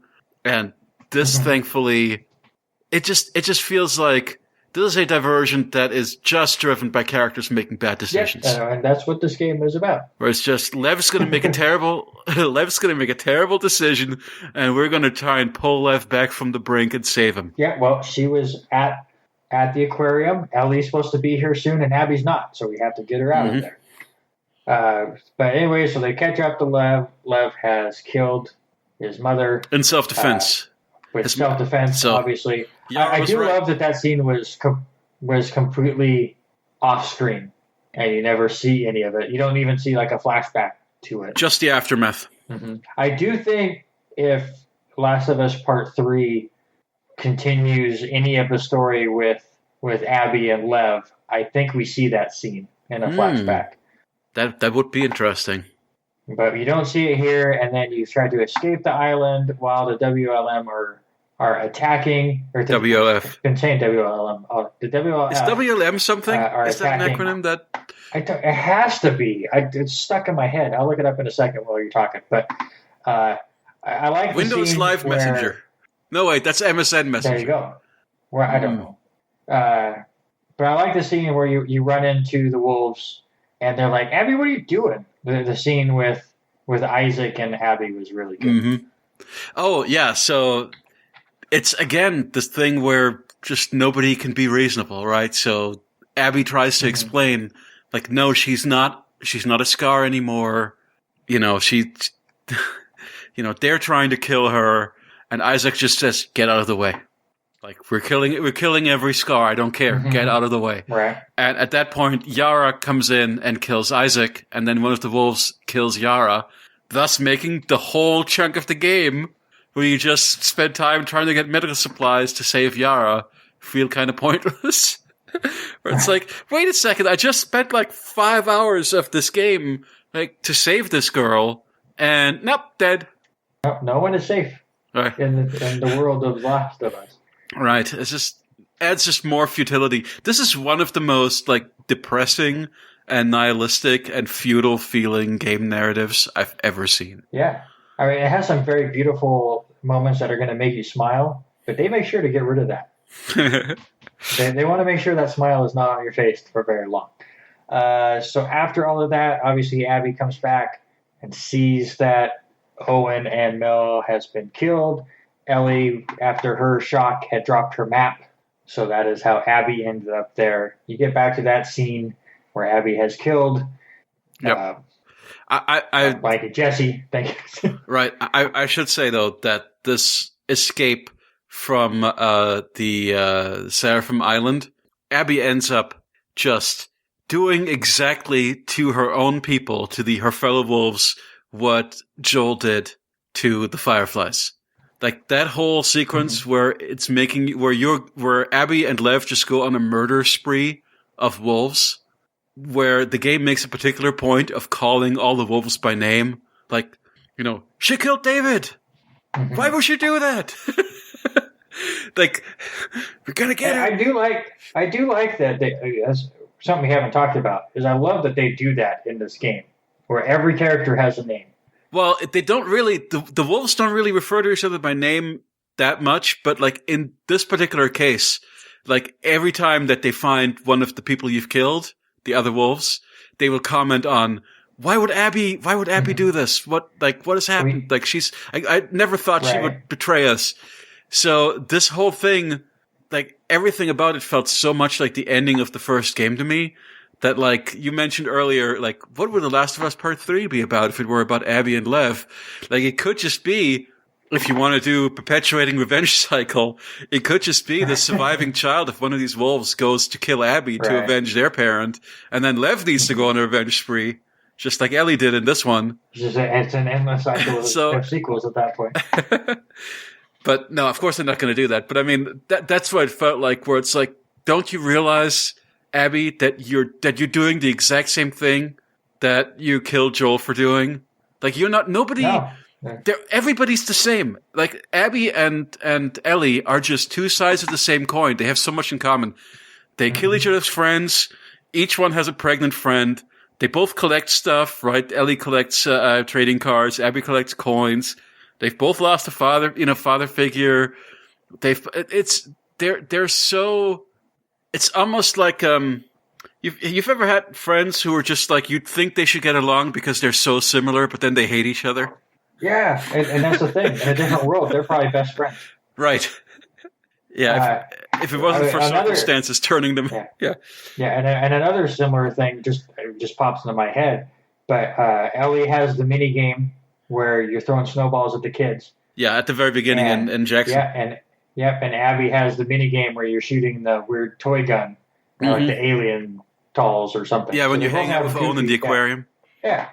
And they both have their hangouts. One was a museum, one's an aquarium. It's just there's a lot of similarities that they just throw in there between. Well, it's like deliberate parallels, right? We're drawing parallels where where each character is supposed to remind you of the other character. It's like they're both on the exact same story. Abby is just a few months ahead. Yeah, but it just hammers home how stupid how like pointless and terrible it all is. Oh my God, it's so, at some point I can understand just wanting to say, I don't want to play this anymore. It's too painful. You know? But then it gets more painful. So what was your feeling the moment they gave you, we go back to the theater, that we replay that scene where Abby shoots Jesse and does that whole thing. What was your feeling when Ellie runs off and you're still controlling Abby, now going after Ellie? I mean, I hated it, obviously. But eventually, because it's an annoying boss fight that you just want to be over, at some point, it's just like, screw it. I got to take out Ellie, I guess, because I'm sick and tired of being insta-killed by her in this sequence. Again, you get to, this actually, to me, is like the first time that I really thought, this is the end of the game. And I was ready for it to be done. And then when, a lot of people think it should have been. Right, when Abby almost kills Ellie and then decides to spare her because Lev walks in on them, I thought, this is not I mean, I wish that it had ended more on Ellie's terms because I'm much more Team Ellie. And, we've already seen Abby spare Ellie, so it's kind of the same beat again. I still thought this would be fine as an ending. Like, we finally come to an understanding, and we can end this terrible cycle of violence.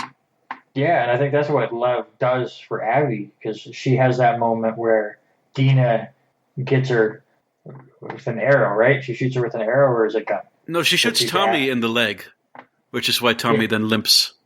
Oh, she got him on the side of the face too, but Dina shoots Abby.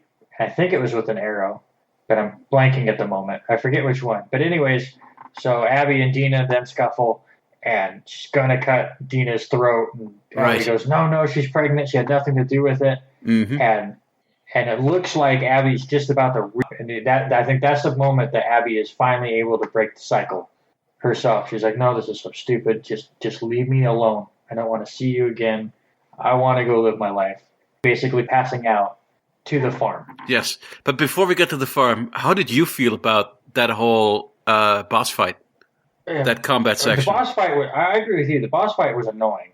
I didn't like the gameplay of the boss fight. But the moment I realized I'm still controlling Abby, I just was like, oh no. I don't want to do this. You're not going to make me do this, really? I don't think they're going to. It's like, are you really going to make me kill Ellie? Like, you're not, right? This is just okay. I was so conflicted. Yep. So I was like, I was not anti-Abby. At this point, I think I was very equal. Obviously, I love Ellie to death. I played her when she was much younger, and watched her grow up from a little girl to a grown woman. And this Abby person, I'm just getting to know. But I did like the Abby character, so I was like, I don't know. Can we get along? Can we just hug and make up, please? Can we just do that? That's my sentiment for the entire game. It's like, please, just hug and make up. But I loved it. I loved the whole thing, just the way it made me feel the whole time. It was so tense. I was like, oh God, who's dying? What's going to happen? What are we doing? Again, that ending scene was so great. Yeah, I just feel like at this point, especially with all the stuff that happened on the Seraphim Island, with Isaac and with, Abby has that whole big fight with the big heavy guy that she has that big brawl with, who wants to kill Lev, even though the whole village is burning and all the Seraphites are being wiped out, his top priority is still gotta kill the apostate. Like, it just, like, from everything that Ellie and Abby see around them at all times, they see everybody trapped in this horrible thing, in this horrible cycle of violence, and they don't learn from it. They keep not learning from it. Until, well, hopefully they did. I guess at this point, Abby does, but it doesn't stick for Ellie, I guess, Because so were you like me when they switched to the farm? Did you think it was a dream sequence? no, I was just hoping. Okay, this is it. This is we've like there's going to be my thought was there's going to be an epilogue for Ellie, and there's going to be an epilogue for Abby, and that would be it. And as an epilogue for Ellie, I thought the farm was really sweet, and I really enjoyed it up until the point where it stopped being an epilogue for Ellie. Stop being sweet. That's why I thought it was a dream sequence. Mm-hmm. It looks like she passes out, and all of a sudden you're on this farm, and you have the baby JJ, and it's her and Dina just all by themselves, and they're listening to music and dancing. It's like, this is too perfect. You're playing the records from the beginning of the game. It's like, this is way too perfect for this to be real. Like, you're going after the sheep and stuff, and I was like, okay, something's going on. So then when she has her PTSD moment, where, what was it, one of the little lambs knocks over a rake or something. Yep, light goes out in the barn, it goes black, and then she flashes back to going down. So I'm still at that point going, this is a dream, and now it's turning into a nightmare. Okay. Until she then wakes up and she's still holding JJ. That was the first moment I went, oh, it's real. I think I messaged you as I was playing it. I messaged you immediately. It was just like, oh no, Ellie has PTSD. It's like, oh, poor JJ. I love that little baby. You only get to hang out with him for a little bit. Yeah. But before Tommy shows up. Like, when Tommy shows up, he's got the limp, and he's bitter as hell about the fact that Ellie won't go to track down Abby, even though he has tracked Abby and left to Santa Barbara, and wants Ellie to go on that quest for him. Like, that's the point where... And that, I think, happens before the sequence where you're herding all the sheep into the barn. No, that's the sheep is before. Oh, is it? Okay, sorry. Yeah. So, yeah, Tommy's right there at the end, right after the PTSD. It's like the next day, Ellie goes out and hunts rabbits or whatever. Gotcha. And you come back, and you see the horse there. And at this point, you still think Tommy's dead. Or at least I did. Oh, I totally did. When he was shot in the face... Yeah. So he gets hit in the leg with an arrow, and then Abby like points her gun down, and it looks like she's shooting him like square in the face. And you think, oh yeah, Tommy's done. So I was shocked when Tommy showed up. So if you ever watched The Blacklist, it was a lot like I won't spoil it. There's a character that same thing happens to him, where it gets grazed in the face, and you think they're dead and not. But this is not a spoiler cast for The Blacklist. I have not seen any of it. Yeah. So basically, with this whole thing, like you said, Tommy has just never gotten over it. I'm sure at that point, we don't see this scene, but I'm sure Tommy was forced to leave at that point because of his wounds and everything. I'm sure if he had his way, they would have hunted down Abby at that point. So Tommy has now lost his wife. He says mutually split up, but you obviously know that's not the case. It's like his lust for revenge has gotten way too much for his wife, and she's left, and he's just going down that terrible spiral, and finally gets news of Abby in California, and just has to give it to Ellie, and Ellie she had found peace, and it just kind of shows that sometimes you get that little breadcrumb, and you just can't help yourself, and that's what happened to Abby. Abby was happy. And you see in the flashbacks with Owen in the aquarium, Abby was happy and was totally content. And the moment she got that breadcrumb about Tommy, and that's when the switch flipped for her, and she had to go out and get revenge, and then everything went from there. And you get that same with Ellie, where I love that scene right there after Tommy tells her, and Dina kicks him out of the house, and she goes out to talk to him. It's like, do not bring that in this house. And that whole time, I don't think Ellie takes her eyes off of that map one time, and you can just see the wheels turning. And as a player that has no control, you're just going, no, please, Dina, come back. Dina, just give Ellie a big kiss, rip up the map, do something, please. I want happy. But no, we've got 2 more big chapters left. Right. As then you are with Abby and Lev in Santa Barbara as they are hunting down the fireflies that they hope are there. And I don't know. I mean, this whole section of going through the houses and stuff, I know it was a nice flashback to the early on parts of the first Last of Us. Mm-hmm. I don't know. Maybe it was just because I really thought that the farm should have been the end, but I was a little disappointed in this section. Well, I don't know about you. Well, I was annoyed that the game wasn't over. I'll fully admit it. Mm-hmm. But I did like the setting. I thought they did a really good. After all that Seattle, after all, it's a big change in scenery. You've got all that kind of Santa Barbara architecture, the beach. It's sunny. It's a very different mood than the rest of the game, just as far as the setting is concerned. Mm-hmm. And yeah, it's kind of road. You're making your way through buildings again, taking out infected, but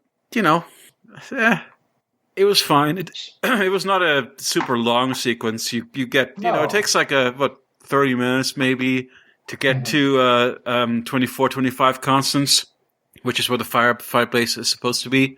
You find the basement, find a transmitter. They pick up a signal, and they find out that there is indeed a Firefly station kind of off the coast on a little island, and that they can go to. So they're off, and just as they've gotten the good news, they are captured, surprised and captured by the Rattlers. That's a whole new thing. Do you believe that it was the Rattlers talking to them on the radio, or do you just think that the Rattlers overheard it? I think the Rattlers overheard that there was people talking in that house. They were probably on one of the usual patrols, which they seem to be on because, Ellie runs into those same guys again once she catches up. That's what I'm hoping for too. I hope that Abby and Lev are able to find other Fireflies.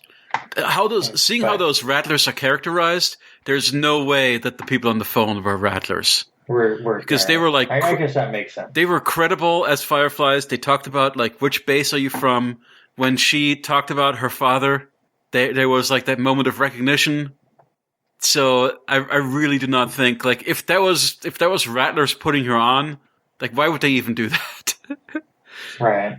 That doesn't. So she gets captured. Lev gets captured, and then it flashes to Ellie showing up in Santa Barbara on the boat that she miraculously found.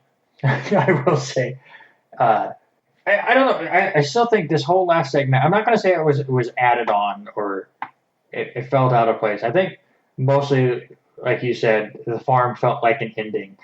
But I also kind of think if we talked about it a little bit before the podcast. I complained that the game was Return of the Kinging me at this point. Mm-hmm. Or ending after ending after ending. Yep. I think we talked about it off the podcast, and we don't need to get into it here about if the flashbacks would have been at the beginning, how it would have made Joel's death. I think that one I get, and I like the placing of them and the way you kind of get the roller coaster.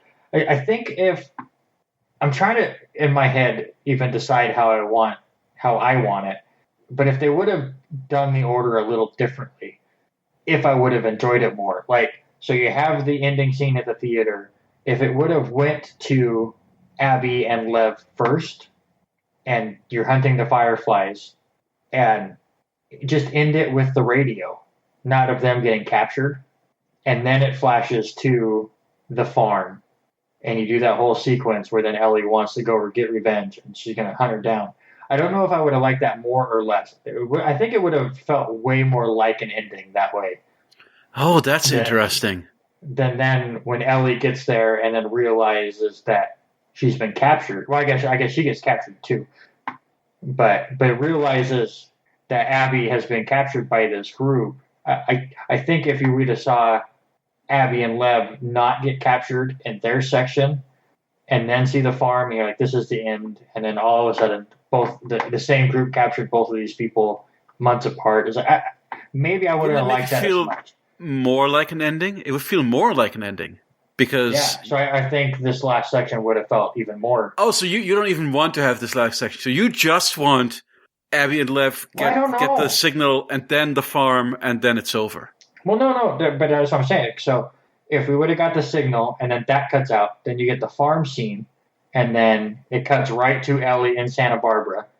You do everything the same from there. So then Ellie gets caught with the snare trap and is hanging there, finds out that Abby is in this camp, and then you fight to Abby, and you still have that same final scene. Maybe it plays. I think maybe the whole thing with Tommy would have played even more with me, where you've seen Abby and Lev hit their destination, and that feels like an ending to them, right? Right. If they don't get jumped. That's why I think it would feel even more tacked on because then we need to continue with them getting captured. So that's what I'm thinking. I was like in my head, I'm still unsure which way I would have. I was thinking the same. Mark and I were talking. I'm not Neil Druckmann, so I can't say. Mark was arguing that the flashbacks with at the birthday gift and the guitar strings, that they should have been at the very beginning of the game, which would have been a much slower opening. But, there's other flashbacks we haven't even quite spoken to, like the one where, there's that one flashback where Joel actually tells Ellie the truth about the fact that, he killed all those people to save her because they were going to kill her for the vaccine. And it looks like she's not going to forgive him. And structuring the whole game the way that they did lets you, at the beginning you wonder how much at the end of the first game you think, how much does Ellie really know? Like, how much is Ellie just going along with it? Because that's all that she can do, and she loves Joel. And then at the beginning of this game, it seems like, oh no, Ellie doesn't know anything. Ellie does not know anything about what Joel did. And then later, once you're about halfway through her revenge story, you learn, oh no, Ellie has known for 2 years that Joel killed all the Fireflies for her. So she already knew probably why he was killed, even before Nora told her. So that completely recontextualizes the game. So I think if you moved those things to the beginning, you wouldn't have that. Just like the thing you and I were talking about, like, okay, what if they had alternated the Abby and Ellie chapters? Like instead of having the whole first half be Ellie and the whole second half be Abby, like, would the second half not feel as stupid and futile for the first 5 hours? Were you just doing stuff that doesn't really matter, or just feels like it's trying to, make you feel bad for everything you just did in the previous 12 hours? Yeah, could you imagine if... But then it would make the Ellie stuff play worse. It would make the Ellie stuff play worse if you did that, because then while you're doing it as Ellie, it wouldn't be nearly as... Because the revenge feels really satisfying for the first half of the game. Mm-hmm.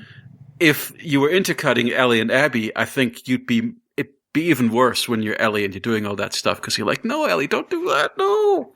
It would have actually been really interesting to play as Abby for a while, and then it end up being at the Joel scene. Like, the Joel death scene was halfway through the game. So you're playing as Abby, you don't even realize that Joel is the person that kills her dad, but somebody killed her dad and she wants revenge. I think we would have been able to piece it together ourselves, or even not even bring it up. But you're playing as Abby, you're liking Abby, and then Abby. Yeah, that would require a big restructure. Mm-hmm. I've been thinking about this, I've kind of having script doctor conversations in my head with this game, where it's like, I think if we reshuffle these chapters, how differently would it play? But with the stuff that we have, I think you can only change so much. I think what you're suggesting, which is just have a much longer Abby opening, that would be an interesting way of doing it too. Yeah. But again, I think it proves that this story is put together so strong that if you change anything, that it really just changes the way you see things. So exactly. So Ellie gets captured, finds out Abby has been captured as well in this camp. So she breaks through, goes on a whole murder spree in this camp, and just takes everybody out. I love the scene where she frees the other slaves that are in the jail cell, and they just, the moment they have a chance, they just have pick up weapons and start fighting back. They knew where everything was. I'm sure they've talked about it for months of how to do it if they ever got the chance, and they just jumped for it. They see Ellie and she's like, she's been bitten. She's like, you put that gun away. I just saved your ass. Go. Where's Abby? I'm giving no shits anymore. I'm on a one way path right now. Mm-hmm. Yeah, until you see Abby and Lev have been hung up on these posts for trying to escape. Yeah, they've been trying to escape, so they're doing their punishment. Abby looks so weak at this point because obviously months have passed since she had seen her capture, so she doesn't even look recognizable. I remember watching. I want to say it was Jacksepticeye. I was watching do this scene just because I wanted to see his reaction, and he went, "Oh, there's a ponytail, so that's Abby." Nope. He's like, I think he passed Abby 4 times because she just looks so unrecognizable as her hair's been cut, and she's obviously lost a lot of muscle mass and stuff. So it's a really interesting thing to see Ellie be on such a warpath that entire time, just so single-minded, and then even her, as she sees her hanging there, kind of have that moment of, was that it? And this, again, this is where I thought, okay, Ellie's going to save, Ellie cuts Abby and Lev down. It's like, okay, Ellie's, and takes him to the boat, and you think, Ellie's going to save Abby. They're going to have a moment, they're going to have some forgiveness between them. And this is her paying her back in some way for when, she spared her before. That, like, she came here to kill her, but now she's going to actually save her, and that'll be the heartwarming ending. But no.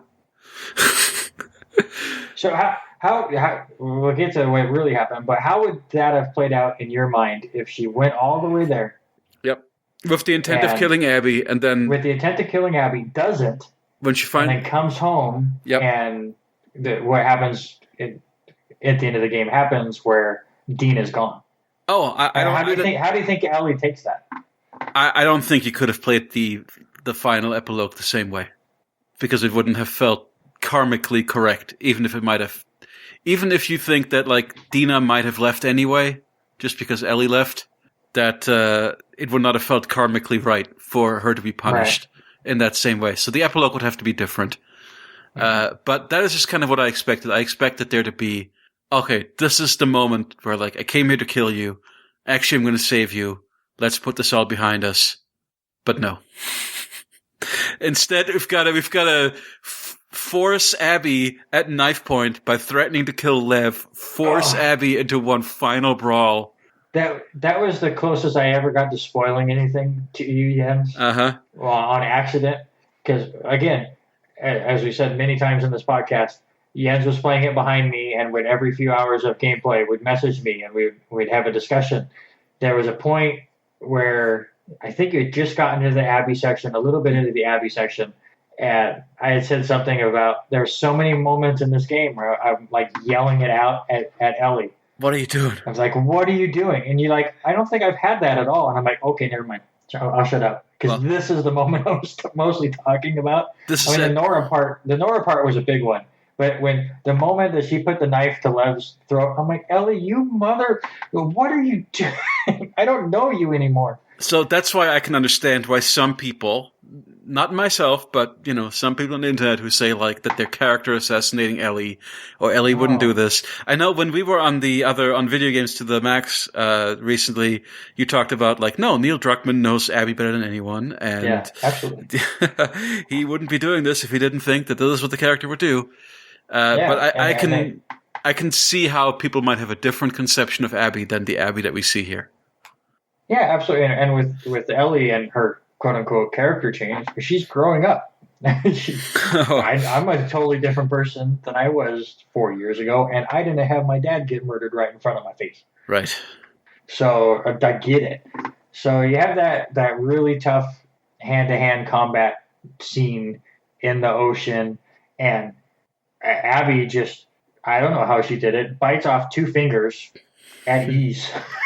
That was a weird part. For the whole time, I thought it was 1 finger. Yeah, I just thought it was the pinky finger. It's crazy how much, like, Ellie slashes at Abby, almost drowns her with 1 hand. Abby bites those fingers off, then she gets her with the other hand, pushes her down. It was brutal. It was a brutal. Nobody won that fight, and then you get that moment where Ellie has seemingly won the fight. She has Abby down, is drowning her, and she gets that flashback of Joel, of just kind of a release, if anything. The moment that she forgot. The first time, it's the first time she's seen Joel in a happy spot in a flashback with Abby around, and just kind of goes, "Okay, go, just leave." And I know a lot of people are like, "We don't even get revenge at the end."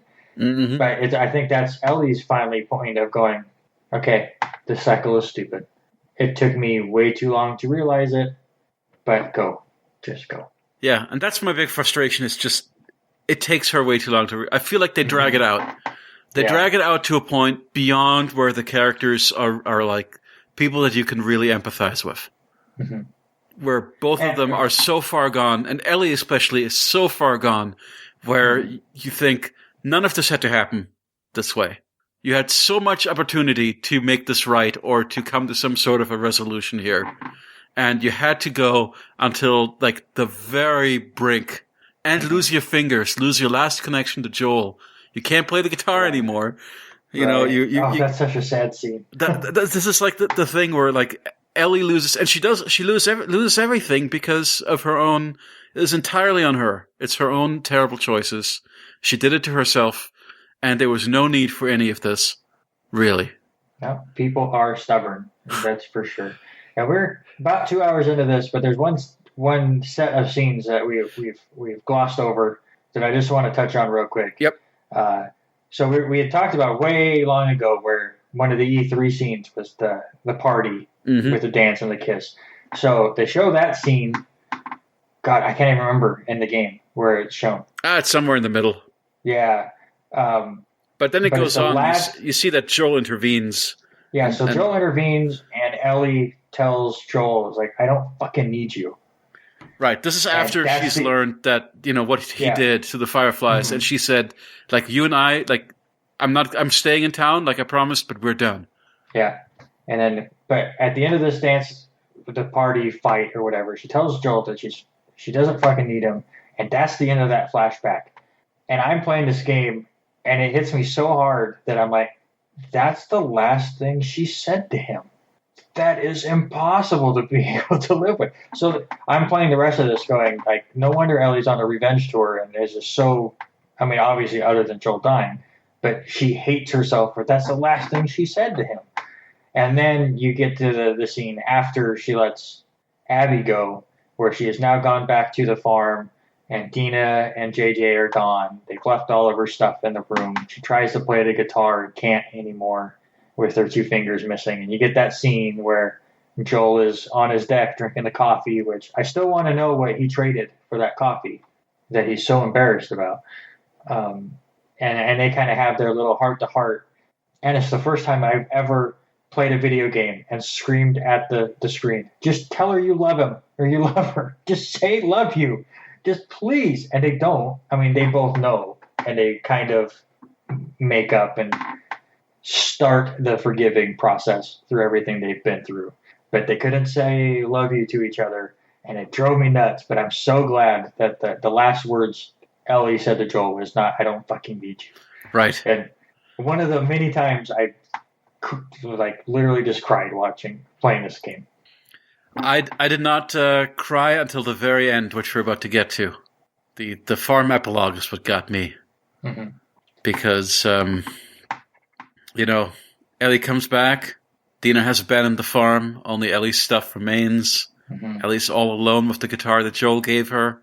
His last true connection she tries to play, which we haven't really talked about the guitar playing minigame. I'm not. Oh, I love it. Do you? I'm not crazy about it. I feel like the picking a note with the right thumbstick and then strumming. Like I like the strumming feel of it, but picking the notes feels too slow to how you would actually play something. Like it makes it really labored and slow until the cutscene picks up. But Jens, we're just not good gamers. Have you seen people play? People play legit songs on there. Really? Yeah, you look them up on YouTube. People play legit guitar songs and are flipping through the different notes and stuff. It's crazy. Really? Wow. Mm-hmm. And which is why I love that minigame, because people can just sit there and went, well, screw this gloom and doom stuff. I'm going to learn how to play guitar on my PlayStation 4. It felt awkward to me, but I guess it's all worth it for this last moment where you get it one last time, and you can't really notes and stuff. Yeah, you can't really play it anymore. Which just shows, I mean, that's the consequences of revenge is that you're going to lose more than you're going to get back. And that final shot where we see the guitar leaning against the wall, and we see through the window Ellie wandering off into the woods like a ghost, and the camera pans down to the guitar, and there's a little firefly icon on the guitar, on the neck I just cried like a baby. Do you think this ending is better than the original ending? I don't know what the original ending is. No, the original, the first game. Oh, no. I don't think this game is as good as the first game. I mean, I think gameplay-wise, there are sequences in this game that I enjoyed better than anything in the first game. I think there's a lot of great set pieces. We haven't even talked. We skipped some, like the escape from the Seraphim Island. It's freaking awesome. Oh god! When you're riding through the burning village. Yep. Right. And we talked about when you're climbing when you're taking the shortcut with Lev, you're climbing all those wooden bridges above the city. That's classic Naughty Dog. Like all those stealth combat sequences where you're going against the Seraphim and the wolves, or playing them against each other. It's really awesome. There's a lot of awesome stuff in this. I think the ending is not. I'm deeply conflicted about the ending to this game, but I will not say that it didn't affect me greatly emotionally. Mm-hmm. Yeah, and that's what I'm saying. Like the ending section in Santa Barbara, I conflict with, but I think, like you said, that ending shot. It's a great shot. Might be just as powerful, if not more, than the ending shot of the first game. I mean, I cried because I felt terrible for Ellie and for right. It's a game that's good at making you feel terrible about everything that you just experienced. So but is that really? I really like that ambiguous moment at the end of the first game, and I don't think this tops it. I think this does something entirely different. The old ending was bittersweet, and this is just bitter. That's very true, and it's going to be interesting. Obviously, there's going to be a third one. I mean, with as much money as this made on the first weekend. And Naughty Dog likes to do things in threes. Well, except for Uncharted. They got 4 out of that one. What about the Vita Uncharted? Yeah. I actually like that one more than the original Uncharted. Really? Yeah. I thought it was super gimmicky. Well, yeah. But so was the first one. The first Uncharted was really gimmicky. Fair enough.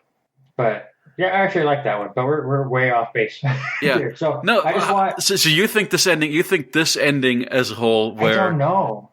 That's why I was asking you. I just really think the arc of Joel and Ellie's relationship, where at first it's just a job, and then it becomes a father-son thing, and then at the end he does a father-daughter. A father-daughter thing, and at the end he does a terrible thing to save her, and she seemingly forgives him for it or accepts it in some way.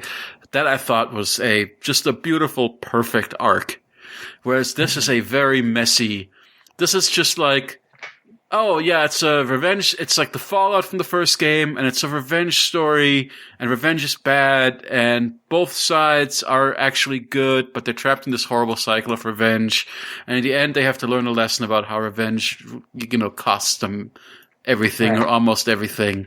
It's like, sure, it does something different, but I don't like it nearly as much as what the first game did narratively. Yeah, I think the overall story arc, like you said, is much better in the first game.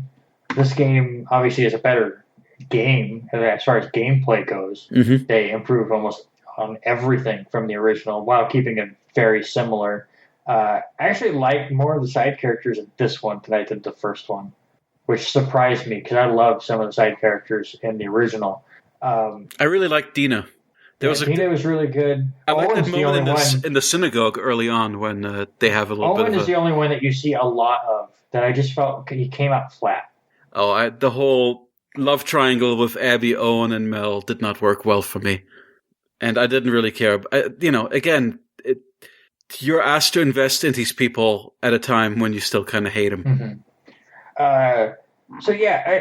It's difficult. I think I enjoyed the second one more than the original, just because the gameplay is so fun. I feel like I want to go back and play this one, and I don't want to with the original, though I think the story is a little bit off. But the way they do the characters in this one, I think, were a lot more powerful to me, even though most of the powerfulness comes from making you feel like shit the whole time. But like in a way that's not fair, in a way that does not necessarily feel earned all the time. I don't know. I think this one made more of an impact with me than the first one, and I think that was surprising. But just real quick, one last thing to say about the game and give it a score out of 10. Oh, good Lord. I don't regret playing it. I enjoyed it a lot. It was quite a ride. I don't agree with the 10 out of 10 perfect scores that some people are giving it or proclaiming it like game of a generation. I definitely don't think it's a game of a generation. I think it's a very good sequel to The Last of Us. So what would you give it? I'd probably give it an 8.5. Ooh, an 8.5. So see, you're way different than me because I'm one of those people that will give it a 10. Really? Part of me, part of the people, you can call me a naughty dog, Mark, because I don't think they've made a bad game ever. But this one it hooked me in and wouldn't let me go. And I know that the story could have had more happy moments, or it could have had a happy ending, or it could have ended on the farm. And part of me definitely wishes that it would have. But gameplay-wise, I think it's completely solid. I don't think it misses the mark. There are obviously the graphics and the sound design and everything in that so perfectly done. The acting is superb. Oh, everything from a production standpoint is A+. Absolutely. So I think the only thing that would knock it down for people, obviously, it's the story and how much it connects with you. And obviously, for those that hate the game, and for those that hate the game and actually played the game, it's that they couldn't get over the loss of Joel and all of that. I think, to me, they did a really good job of making me care for Abby. And I think it gave me a different aspect on the game, as I was able to enjoy her section a lot more than I think a lot of other people.